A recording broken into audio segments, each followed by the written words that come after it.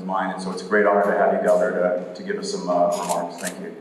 Well, thanks, Commissioner. Thanks to the board, and thanks to everyone throughout the state who worked hard, both the teachers and school board members, superintendents, for what was a really eventful year. Obviously ended in a way that was different than I think what a lot of us anticipated at the beginning of last school year. But I know folks worked really hard under really a lot of extenuating circumstances. So you have my gratitude for that. And I know a lot of people throughout Florida really appreciate the hard work. We had in this last legislative session a number of key priorities, but our number one priority was to make the 2020 session the year of the teacher. We had proposed taking Florida from the bottom half of states in terms of average minimum teacher compensation and to bring us into the top 5. And Commissioner Corcoran was instrumental in articulating that plan, and then I obviously supported it and campaigned on it.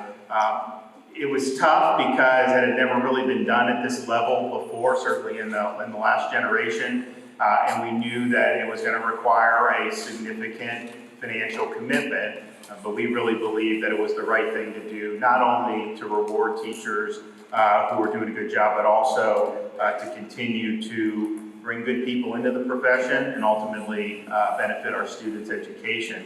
So we fought for it and were able to achieve a total of $500 million of increase for teacher compensation. Most of that will go to that average minimum. I think that brings us to number 5 in the nation for the average minimum set salary. And then there was the balance of the money would go to teachers who were already making more than that so that they were able to share in the compensation. So that was a huge win in terms of getting that through the legislature. The problem is that the budget was done and everything was done and ready for my review the second week of March. And I think everybody knows that the fiscal situation at the March timeframe to now was just different.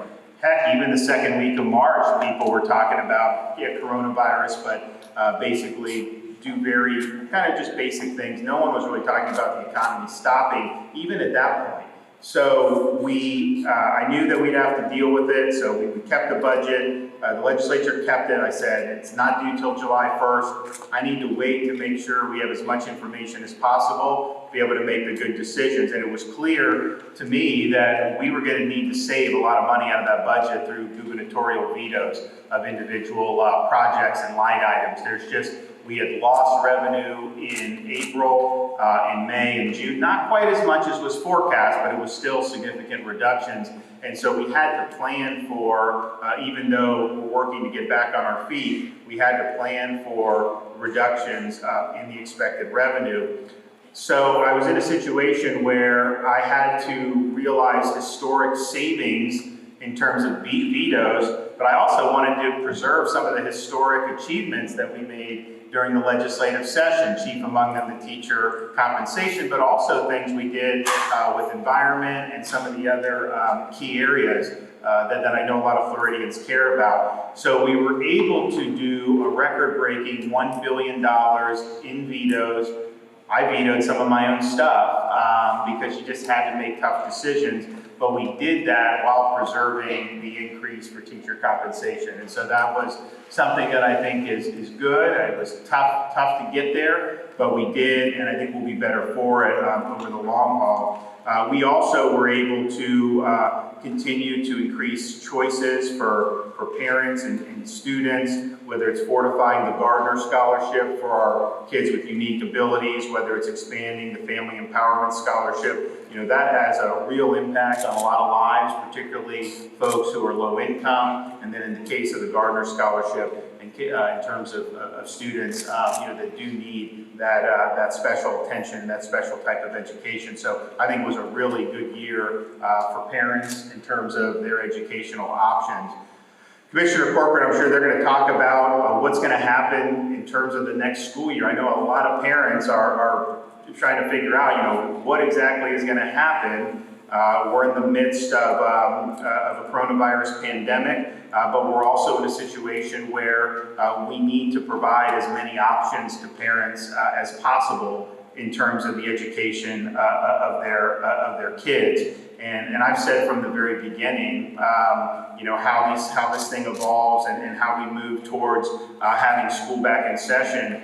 Any parent, has the option to opt for whatever they think is best for their kids in terms of academic, safety, what have you. So that means you want to continue with virtual learning, even though your school district may have kids back in school. As a parent, we need to empower them to make those decisions. Now, having done this, looked at this data since February in terms of the coronavirus, I can tell you I have 3 kids, all young. I am really amazed at the extent to which people under 18 are low risk for this. And that is something that has been, I think, borne out in the data in different countries, different states. And so we do have data to go on. We can say that, fortunately, our school children are at less risk. And, in Florida, we never closed, even though we went to distance learning with the K through 12, we never closed daycares. Now, some of them had to because of financial pressure, but there was never a government mandate at the state level. Even places like Miami-Dade maintained them. And,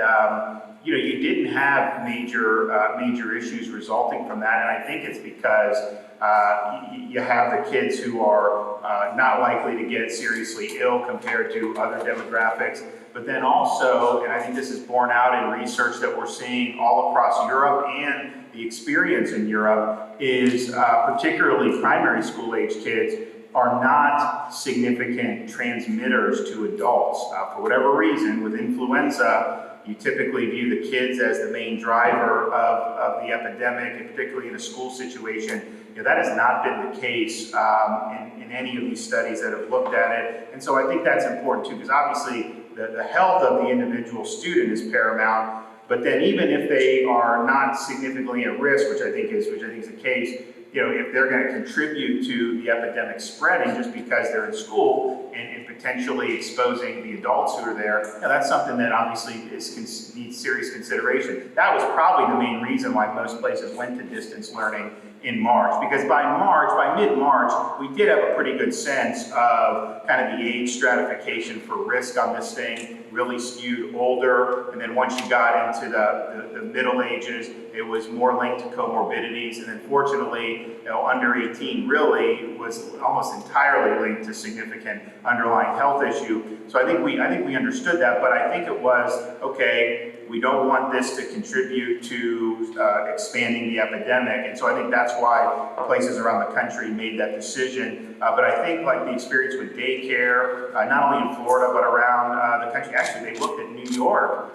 who in the height of theirs, having the daycares open and not seeing the child to adult transmission. So I think that's something that's important because, the best interest of the child is obviously paramount, but we also understand that there are a lot of adults who are working in our school system as administrators, as teachers, and then a whole host of other things that go a part of it. And I think it's paramount that there's a safe environment for everybody, and not merely just the kids. And I think with Richard working with the school districts, I know they're working really hard to develop ways to have a safe environment. I'm confident it can be done, because I've seen it done in other areas of life over the past several months, not just here in Florida, but around the country. It does take effort, it takes attention to some of the risks that are involved, and whether it's a school situation, whether it's anything with state government, I think the private sector has embraced the notion that if you have an employee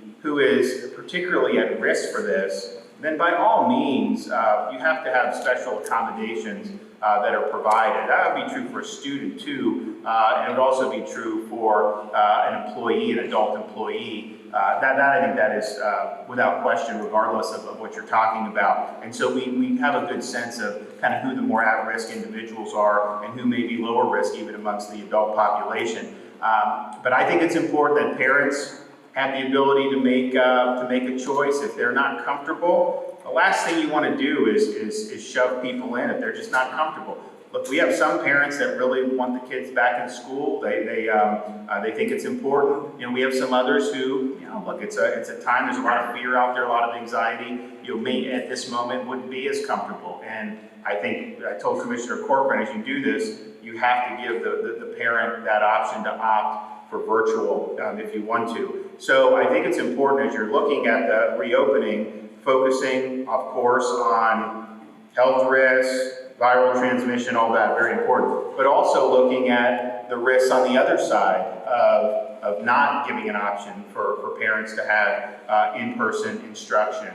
As much as Florida has done, I think really been a leader in the virtual education, bottom line is our kids fell behind just like everybody else. There's just no way around that. Heck, if you didn't fall behind, we wouldn't have worked so hard to get the teacher salary increases. We believe that teacher there is really significant to a child's well-being. And that's, I think, something that we really have to consider. What are the risks of not providing that type of option for a parent? And yes, parents, some of it's linked to the economy, particularly lower income families. They may not have child care options. They want to go back to work and all that. And that's part of it, but quite frankly, for me, it's more about the risk to the development of our school children that's paramount and really should be what the decision rests on. And I think that having gone through what we went through, the academic achievement suffers, just the socialization, being able to be with other kids,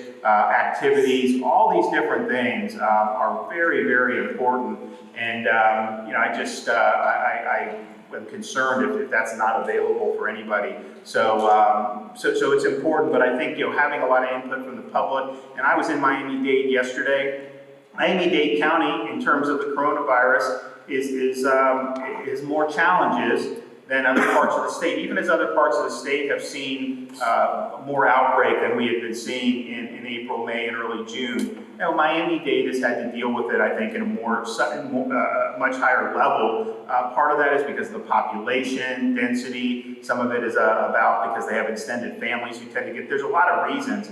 And so you look at that situation, and they're going to have to make certain decisions there. Then you look at other school districts that would probably be in a different part. So I'm very sensitive to local conditions, not just in terms of what the virus is doing, but also in terms of what the parents would like to see. And most of the people I've talked to, I think, like, if you go back, if we were doing this at the beginning of June, probably a strong majority would have said, let's get back. As we've started to see more outbreak at the end of June and into July, that has now become more split. And I think you'd be foolish not to listen to the parents and make sure they have all the options that they need. So I know folks are antsy about, what exactly is going to happen? Are we going to be in or not? And what I would just say is I think it's probably, as much as we'd like to have every decision made as far out in advance as possible, because that is good, it lets people plan. I think making the right decision and providing the right array of options,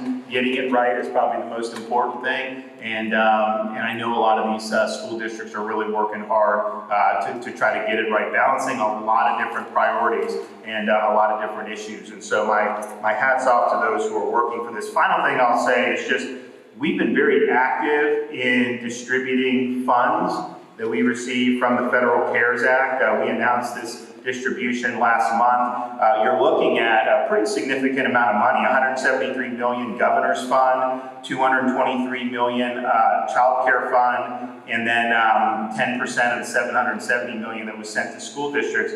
So a large focus for us in terms of where we're putting the money is on reading proficiency. We want to have 90% of students proficient in reading by 2024. $64 million will be used to close achievement gaps.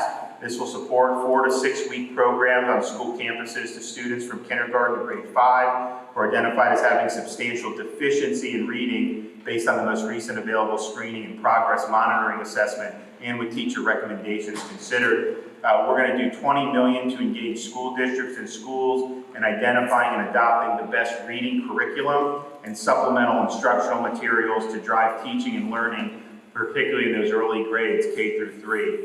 $15 million we use to train and develop 2,000 highly effective reading coaches, develop and deploy strategy for in-classroom support with reading coaches, and develop regional support teams to identify and assist students with reading improvements. $45 million is set aside as safety net funds for various scholarship programs. $8 million will be used to allow every public school student in 2021 academic year to take the ACT or the SAT free of charge. $5 million will be used to expand civic literacy in our schools. We also have a lot of money for workforce and job training programs. $35 million to increase capacity around short-term, in-demand technical certificate programs, market-driven and in-demand clock-hour career certificate programs, and in-demand industry certification preparation courses at our state and technical colleges. And one of the things I think that's going to come out of this period is when a lot of companies went to remote work from home, a lot of them in the white-collar world found they didn't really miss much of a beat, and they don't necessarily need to have the big buildings and office buildings and everything anymore. You can't though, and I think that's probably going to mean there'll probably have fewer people employed over the long term, so that's going to be a concern. But then I also think that there's really going to be no substitute for some of this vocational hands-on skills that people need to be able to make the economy function in a wide variety of areas. And so we've put a lot of emphasis on that, and we think it's going to continue to be important. We dedicated $2 million for increased telehealth services for students who are experiencing difficulties, particularly with mental health during this period. Our Division of Emergency Management is going to coordinate with school districts across the state to survey school district needs for personal protective equipment and other sanitation supplies. And then finally, the $223 million child care fund will be used for early learning programs, including $55 million to provide financial assistance to child care providers, infrastructure, personnel, cleaning supplies, and other costs to maintain a safe environment. $16.9 million in funding to high-quality child care providers who agreed to reopen as part of the Florida school reopening plan, and $18 million in funding for successful transition to kindergarten program to implement summer programs for approximately 45,000 rising kindergarten students identified with limited language and emergent literacy skills as determined by the voluntary pre-K assessments and teacher recommendations. So there's a lot of initiatives that are afoot as a result of some of the assistance that we received from the Coronavirus Relief Fund, and I know we're hoping for good things on that. Finally, I would just say thanks for everyone throughout Florida for hanging in there, hanging tough during a really difficult period for our country and certainly for our state. I have no doubt that we're going to get through this. We've got a lot of strength and determination. We're gonna get it done. We're gonna do what's right for our kids, and we're gonna continue to support our educators because those are the right things to do.